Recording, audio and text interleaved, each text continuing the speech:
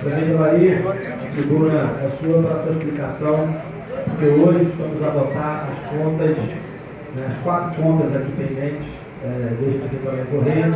Agradeço a sua presença nessa atitude da Câmara. Quero agradecer a todos os vereadores por essa atitude em abrir a tribuna, de um modo democrático, para que a gente possa escutar o prefeito Bahia Correia. Boa noite, senhora. Boa noite a todos. Senhor presidente, senhores vereadores, iniciando, eu agradeço a Vossa Excelência pela oportunidade que me oferece para, nesse dia em que minhas contas serão julgadas pelo plenário dessa casa, eu possa dissertar sobre alguns assuntos e, naturalmente, sobre a minha história. Senhores vereadores, eu tenho 54 anos de vida pública. Em 1964, quando muitos dos senhores não eram nascidos, eu aqui estava como delegado do Sindicato de Energia e delegado do Estado do Rio de Janeiro, representando o sindicato num trabalho em defesa da implantação de um governo sindicalista no país. Em 1964, com 22 anos de idade. Daqui, saímos arrasados quando o Terceiro Exército do Rio Grande do Sul caminhava para o Rio de Janeiro para sustentar João Goulart no poder, e no meio do caminho as Forças Armadas já evitaram que aquela guarnição pudesse chegar ao Rio de Janeiro. Voltamos para nossas casas decepcionados que estava praticamente implantada a ditadura no nosso país. Mas aquele jovem de 64, ele percebeu que não era apenas um momento de buscar uma democracia sindicalista no país e não ter conseguido, que ele deveria parar a sua ideologia, a sua vontade de trabalhar pelo povo brasileiro, pelo povo catarinense. Chegamos então 6 anos depois, a 1970. Já estava com 49 anos, já estava há 48 anos. 54, eu comecei na vida pública, e com 48 anos eu estava no meu primeiro mandato de vereador. Voltava a essa casa já como representante da população e não mais sindicato. E foram anos de grande trabalho, a ponto do povo me trazer novamente para esta casa, me reelegendo vereador. E os meus pares me elegendo presidente da Câmara. Quantas lutas enfrentei aqui, quantas batalhas em defesa do povo da nossa terra, em defesa em proteção dos lavradores, brigando com grandes fazendeiros latifundiários. Eu e Zé Bonifácio éramos mais jovens. Ele entrou em 72, eu entrei em 70. Ele ficou com a fazenda Campos Novos, na defesa dos lavradores, e eu fiquei com a fazenda Porto Velho, aqui na ilha de Búzios, de Henrique da Cunha Bueno. 2 jovens evitavam que os lavradores fossem açoitados e mortos. E aquele momento na presidência da Câmara, ele foi fantástico para a minha vida e para a minha história. O tempo passou e as 2 lideranças jovens, eu e Zé Bonifácio, começamos então a ficarmos separados. Dentro de um partido só, o MDB, mas eram 3 sublegendas, um partido ou sublegenda de Tivilho, uma minha e uma de José Bonifácio. E em 76 eu fui candidato a prefeito contra ele. E por 400 votos, eu perdi a eleição para ele naquela oportunidade. O centro de Cabo Frio todo ficou com ele e Raul do Cabo. Toda a periferia e Búzios ficaram comigo. Uma eleição dura, em 76. E eu então voltei à minha atividade, porque em 1980 teria eleição e certamente eu a ganharia. Mas, quando chegou no ano que antecedia a eleição de 1980, o Congresso Nacional resolve fazer a coincidência dos mandatos e prorroga os mandatos dos prefeitos, incluindo Zé Bonifácio, e eu então não pude disputar a eleição.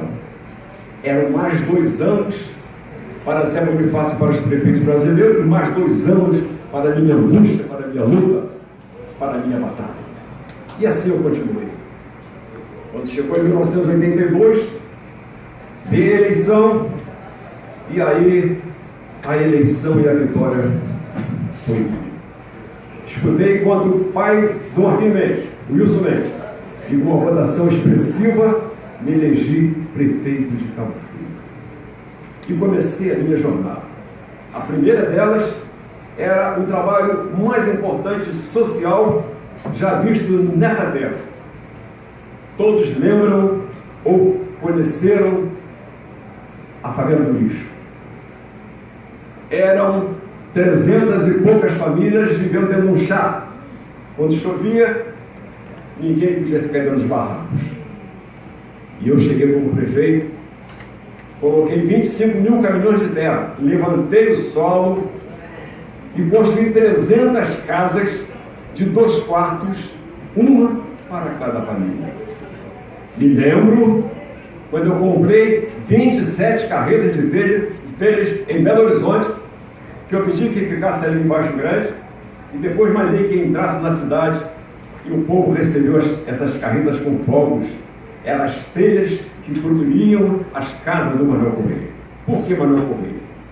Porque a partir do momento em que você levanta o solo e faz as casas, o povo então retira a indignidade do nome Favela do Lixo e homenageia o pai Manuel Correia, e hoje aqui é o pai Manuel Correia. Aqueles anos gloriosos estavam começando. Uma criança ou um jovem que quisesse fazer o ensino médio, mas tivesse problema de audição e de visão, era levado para o Rio de Janeiro. E no momento de grande importância para a educação e para a defesa da família cabo-friense, eu construí a primeira escola de ensino médio de Cabo Frio, a Escola Arlete Rosa Castanho, que passou a congregar, a trazer estudantes de até de Campos para Cabo Frio. Era o segundo grande momento do meu governo. E lá no final do Parque Bulli tinha o balão mais infestado, mais sujo que uma cidade podia ter, lá na Praia Siqueira, encostando no asfalto. E eu cheguei ali como prefeito e fui rompendo aquele valão, e daqui a pouco ele não existia, as casas de material e foram fazendo suas casas de alvenaria. Fui para Búzios construir a escola Nicomedes Nazaré, aquela grande escola que está lá em Manguinhos. Fui para Tamoio para construir a escola Alida do Vale. Fui para o Caiçara para construir a escola Isabel Machado. Fui para o Peró para construir a escola Evaldo Salles. E fui calçando ruas, e fui fazendo praças. Mas nem tudo na vida da gente tem sido flores. No governador Brizola começa então o período das emancipações. Ele desce no estádio Hermenegildo Marcelo em Arraial do Cabo e assina o decreto de emancipação de Arraial do Cabo. Cabo Frio não tinha petróleo, todas essas obras que eu estava fazendo era produto de um trabalho enorme, do pouco ICMS, mais expressivo, porque era por conta da barrilha que era produzida na Comissão de Obras. Estava então, pela primeira vez, a cidade de Cabo Frio quase falida. Nós perdemos ICMS para Arraial do Cabo. E nós trabalhamos muito para o monopólio da barrilha. Nenhuma barrilha chegava no país porque tinham que comprar a barrilha da Combinação de Obras. Mas veio a abertura do mercado também, e daqui a pouco a barrilha da Argentina e de outros lugares que chega no Brasil, muito mais barata, e a Alcas veio até falir quando já não tivemos prejuízo, porque era Arraial do Cabo. Mas enquanto tivemos a barrilha, essa cidade aqui, Arraial do Cabo, aquela raça era toda pavimentada por mim, ela foi crescendo em função da Companhia Só de Obras, que empregava 5 mil pessoas naquela ocasião. E aí, a partir dali, o meu governo sofreu as consequências da falta de recursos. 3 anos maravilhosos e 3 anos com dificuldade, a ponto de, no último dia do meu governo, em 1988, os servidores irem à minha casa porque não conseguiram receber o 10º salário. Não tinha como pagar. Quis Deus que eu voltasse a ser prefeito de Cabo Frio. E chegando em 1994, antes de ser prefeito, eu fui eleito deputado estadual, e aí foi de uma importância para Cabo Frio que os senhores nem imaginam, porque me tornei líder da maioria, era do PMDB, 17 deputados e mais 30 e poucos da base, que eram os partidos que acompanhavam o governador Marcelo Alencar. E quando nós estávamos sem água, sem energia elétrica, sem acesso, e quando vislumbrou-se a possibilidade de nós termos aqui a privatização dessas empresas, o governador Marcelo Alencar falou assim: meu líder, é impossível fazermos isso porque a SEDAI, ela é superavitária do Rio de Janeiro. E eu falei assim: governador, corta essa empresa no meio, vende aonde ela é deficitária, mantém a superavitária e vende as deficitárias. E ele me perguntou: você segura a votação da Assembleia com os seus colegas, você governador, para poder levar água para a região dos lagos, para levar energia elétrica para a região dos lagos, para poder levar acesso? Eu enfrento e meus colegas enfrentarão todo. Imagino que por um corporativismo dessas empresas, lá na LERJ, para que nós não voltássemos à privação dessas empresas.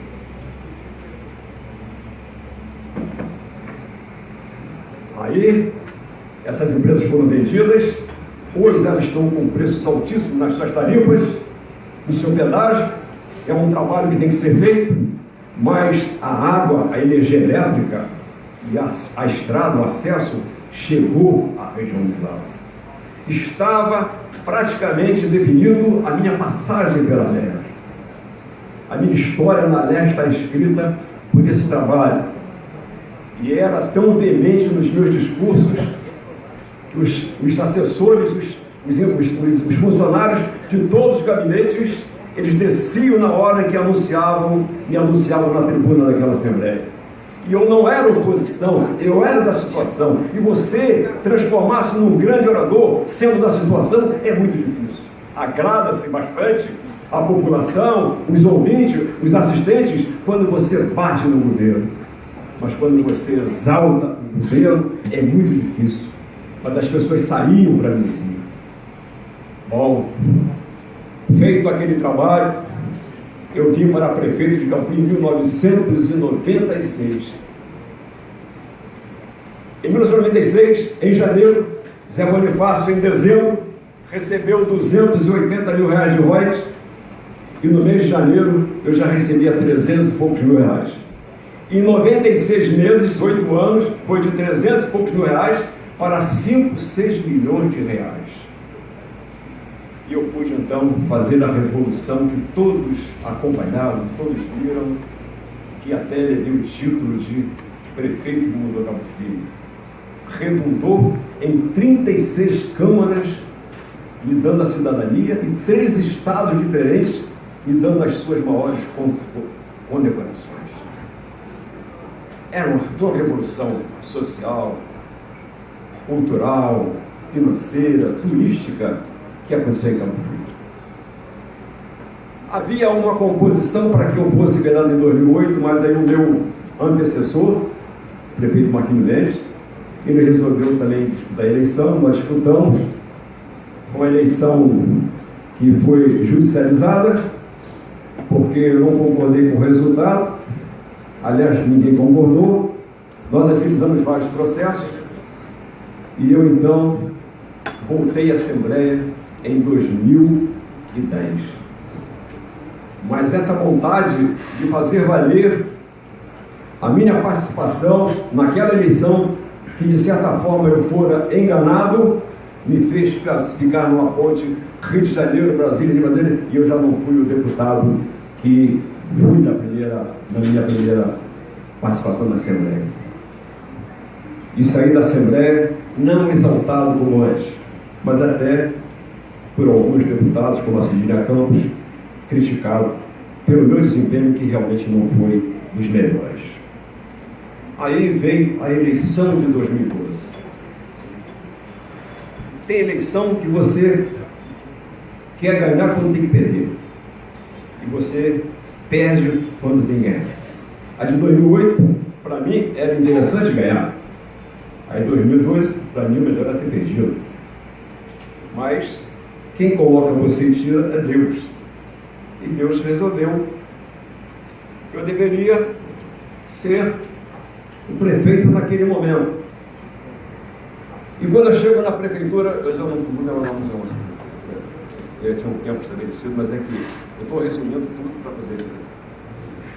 Quando eu cheguei na prefeitura, aliás, eu ia chegar na prefeitura em dezembro, já eleito prefeito de Cabo Freitas, os sindicatos estavam em greves, professores e funcionários públicos, de modo geral, mas professores. Porque tinha sido aprovado o plano de cargo e salário, que o Marfinho não pagara. E eu então me vi entre a cruz e a espada. Paga, bota todos para trabalhar, não paga e a cidade vira uma baderna em pleno verão. Era direito do cidadão de ter aquele plano de cargo e salário. Não deveria ser colocado de uma vez só, deveria ser colocado anualmente por 4, 5, 6 anos. Mas foi colocado assim, de uma vez só. E eu chegando naquele momento, com aquela situação, eu pensei o seguinte: eu levei 8 anos, com 5 milhões no final dos 90 e poucos meses, e mudei uma cidade. Eu agora em janeiro, eu vou ter, não 5, vou ter 17 milhões. E eu não tinha trimestral nos 8 anos, e vou ter 40 milhões da trimestral. Se a folha está dobrando, é verdade, a cidade ficou mais cara, porque muitos serviços foram começando a ser prestados. Eu pensei o seguinte: eu com 40 milhões por trimestre e com 16, 17 milhões por mês, não tem por que não pagar o plano de cargo e salário. Chamei os sindicatos e falei assim: vamos ver aqui, acertamos todos os pontos, e eu então fui pagar o famoso plano de cargo e salário. Primeiro ano, tranquilo, eu estava recebendo 40 milhões por trimestre e 16 por mês. Não tinha que fazer as obras que eu fiz da outra vez, mas dá para fazer obras e pagar a folha. 2014 já começou a apertar, mas ainda pagamos o empregado sempre dia 25 a 30 e pagamos o 13º salário. Mas quando chegou em 2014, a partir do Lava Jato, em que a Polícia Federal começou a prender todo mundo, e aquele escândalo na Petrobras foi aparecendo, suas ações foram ao chão, o barril de petróleo saiu de $120 para $40. A Petrobras tendo que pagar uma fortuna estabelecida pela justiça norte-americana, inglesa, e aqueles 40 milhões de reais, que eram 160 no ano, que eu pensei na hora do plano de cargo e salário: eu vou utilizar isso aqui para poder pagar o plano de cargo e salário. Eis que aquela crise violenta transforma 160 milhões do ano em nada.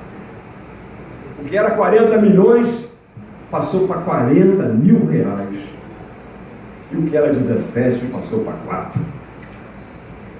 160 milhões, com 12 meses, a 16, 17 são 330 milhões de reais. De 330 milhões veio para 40 milhões de reais. E aí, deu no que deu.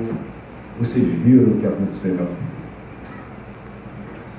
Protesto, lixo na rua, isso tudo eu teria evitado. Mas o preço que eu pagaria, e a cidade pagaria, era muito alto. Os promotores querendo, por tudo, que eu demitisse em grande escala, porque você tem uma arrecadação de 300 milhões a menos, O que você arrecada, a sua folha, já passa a ser de 80% e não mais 53%, 54%. E para trazer essa folha para os 54%, era preciso demitir 6.000 pessoas. Escolas fechadas, hospitais fechados, serviços proibidos, enfim. E eu pensei, eu posso pagar caro por isso. E estou pagando, porque eu estou aqui agora. Eu posso pagar caro por isso. Mas eu não vou demitir ninguém. Eu não vou demitir ninguém. Isso criou uma raiva tremenda nos promotores. 6 deles assinaram um documento pedindo o meu afastamento. A justiça negou. Depois, numa outra ação, 3 deles pediram o meu afastamento e a justiça negou. Porque a justiça estava percebendo que não era uma questão do prefeito estar se insurgindo contra a própria justiça, mas um prefeito voltando os seus olhos para o trabalhador que perderia o seu salário e o seu ganho. E eu firmei pé. Minha casa, os protestos em frente a ela, em frente à prefeitura. Assim, aí, basta demitir, trazer a folha, você vai pagar em dia essa folha. Eu prefiro pagar a folha com atraso, até que essa arrecadação se restabeleça, do que pagar em dia aos poucos que ficarem e deixar desempregado milhares de pessoas. Era tão fácil fazer isso. Mas o filho de Manuel Correia, comunista, estivador, socialista, defensor do trabalhador, defensor dos pobres, não poderia ficar marcado por ter demitido 100.000 pessoas. Não fui criado para isso. Eu fui criado para defender o trabalhador. Acompanhei meu pai na hora que as tochas acesas passavam pelas ruas, queremos luz, porque não fui de energia elétrica. E assim foi a minha vida. E como retroceder no tempo? Como mandar 6.000 pessoas embora? Como agradar os promotores e agradar os sindicatos para poder demitir aqueles que não eram sindicalizados, aqueles que eram contratados e até aqueles que eram voluntariados. Eu resolvi manter a todos com o custo da minha história. Eu sabia que estaria num dia desse, qualquer desse, falando sobre a minha história e falando sobre o que estaria sendo resolvido nesse dia. Olha, eu não sou criança. Eu tenho 48 anos de mandato, 54 de vida pública. Eu sabia que na hora em que o Tribunal de Contas fosse ver que recursos de uma área foi colocado em cima da folha, de outra área foi em cima da folha, que eu teria problemas técnicos. Eu sabia disso. Mas eu resolvi enfrentar esse problema, até porque o Tribunal de Contas é um órgão técnico e a Câmara é um órgão político. 2 contas de Zé Bonifácio que foram rejeitadas, a Câmara aprovou. 2 contas de Ivo Saldanha que foram rejeitadas, a Câmara aprovou. Eu tenho 20 contas, 2 de presidente da Câmara e 18 de prefeito. 16 estão aí já resolvidas, tem 2 que está com parecer favorável da relatora hoje, que é a conta de 2013 e 2014, e estou com 2 contas das 20 pendentes para um parecer político. E agora, para fechar esse meu discurso, porque o presidente me deu um tempo que eu já usei, eu quero dizer aos senhores que, em certa ocasião, eu já me defendi em 3 oportunidades diferentes. 2 na Justiça e 1 no Tribunal de Contas no Rio de Janeiro. Estava 2-1, eu pedi ao meu advogado que deixasse eu fazer a defesa. E o plenário lotado, e eu fui fazer a defesa das minhas contas, 2009, não sei que ano foi. Eu mostrei para os conselheiros que eles estavam sendo rigorosos com o agente político, que tem todos os problemas da sua vida, que enfrenta o dia a dia, as famílias carentes, as famílias necessitadas, as famílias doentes, que eles estavam rejeitando minhas contas porque eu tinha aplicado 24,65 na educação e era 25. E eu sei que no final eu me sensibilizei, porque teve uma hora que eu tive que apelar no bom sentido. Antes de viajar para o Rio, eu estava no Colégio Miguel Couto para receber um quadro pintado por um garoto do Araçá, de Tamoios. E eu perguntei, por que você pintou meu quadro? Sim, pelo que o senhor é, pelo que o senhor fez. E eu guardei aquilo. 2 dias antes, uma senhora de uns 80 anos me encontra e fala assim, que senhora aí, eu moro lá no Guarani, todos os dias eu dou um bom dia para o senhor.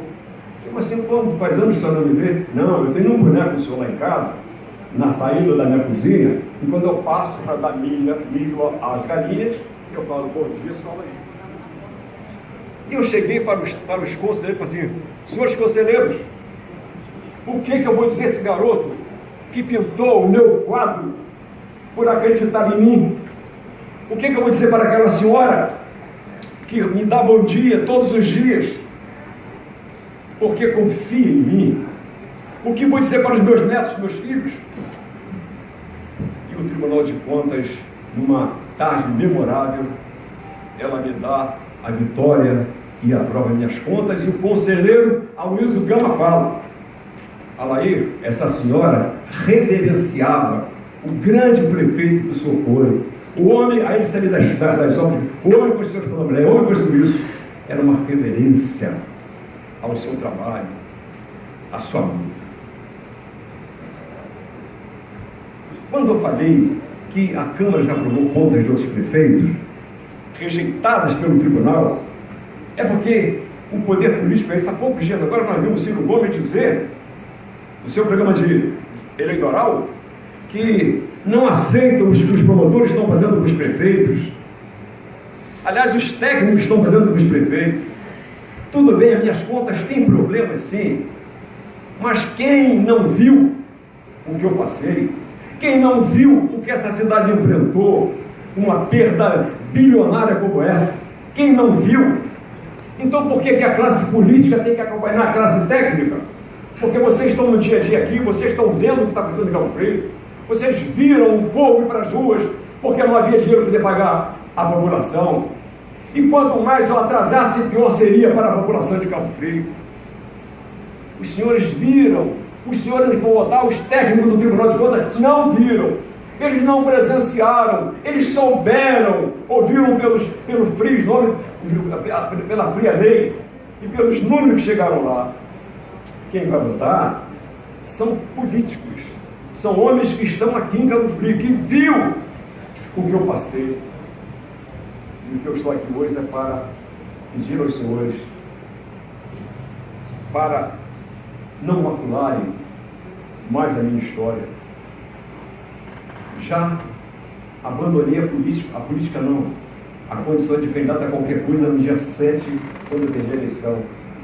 A urnas mostrou um caminho para mim, não sou mais candidato a nada. Mas 54 anos de vida pública não merece terminar dessa maneira. Não merece. Porque se eu ainda fosse disputar eleições, tudo bem que os partidos quisessem impedir que eu voltasse a ser prefeito, que eu voltasse a ser vereador, mas eu não sou mais candidato a nada. Quero apenas encerrar a minha vida em paz, registrar na minha história as coisas boas.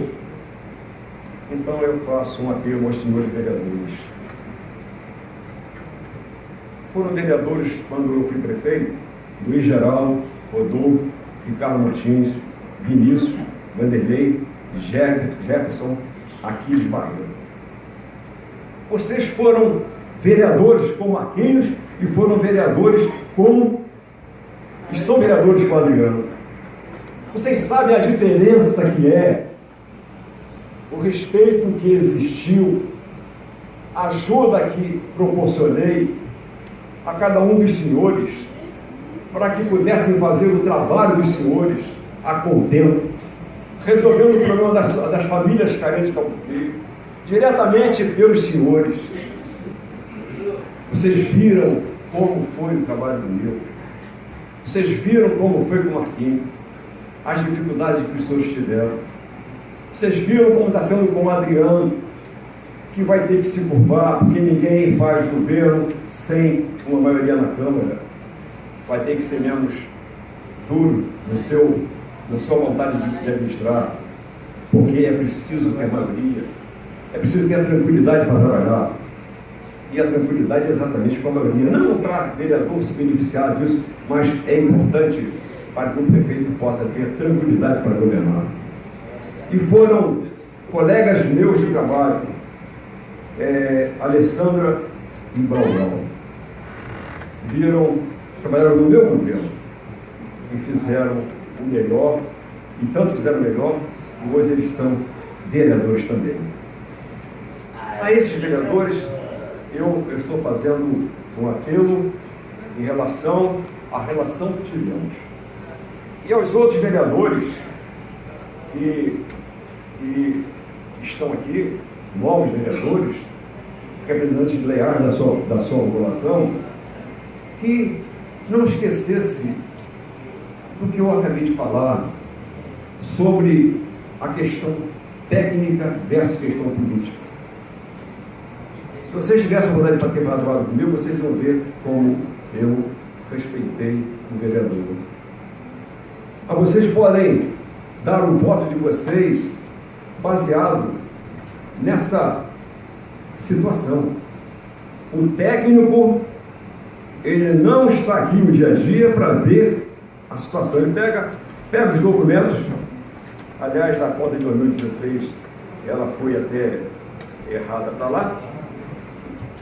E a classe política julgar politicamente. Eu estou completando 54 anos de vida pública. Há 48 anos usei essa tribuna. A posição não era bem essa. Estou voltando 48 anos depois, comecei aqui, estou encerrando aqui. Tendo as minhas contas, com o parecer do tribunal, rejeitado ou não, é a última vez que eu piso nessa tribuna. Eu gostaria que vocês prestassem homenagem à minha história e à minha família, rejeitando o parecer do Tribunal de Contas. Muito obrigado a vocês. Boa tarde.